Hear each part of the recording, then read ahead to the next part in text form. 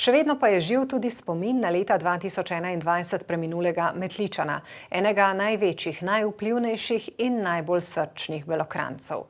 5. maja 1945 se je rodil Toni Gašparič. Spomin nanj so včeraj oživili v metliškem Sokolskem domu. 80. rojstni dan vsestranskega ustvarjalca, humorista, kulturnika so proslavili z ogledom filma prireditve ob slavju njegove 70-letnice, ki ga je takrat pripravila naša televizija. Hudo mi je bilo, spomini, solze, smeh, vse. Toni še vedno živi.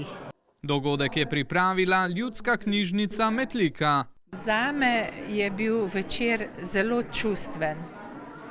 Toni ni bil samo nekdo, s katerim sem delala, sodelovala pri knjižničnih projektih in tudi na drugih področjih, ampak je bil prijatelj, družinski prijatelj. Nikoli ne bo pozabljen.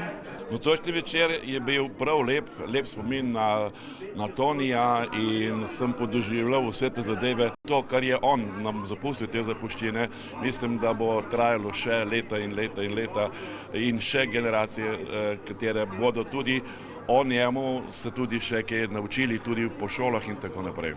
Današnji večer je bil poln hvaležnih spominov na življenje in delo našega častnega občana, Tonija Gašpariča, pa ne zgolj na njegov lik kot pisatelja, humorista, pesnika, nagrajenca za svoja številna dela, ampak predvsem nek oris njegove življenjske poti, ki je bila zelo razgibana in prepletena v vsa področja ter prepojena z dobro voljo.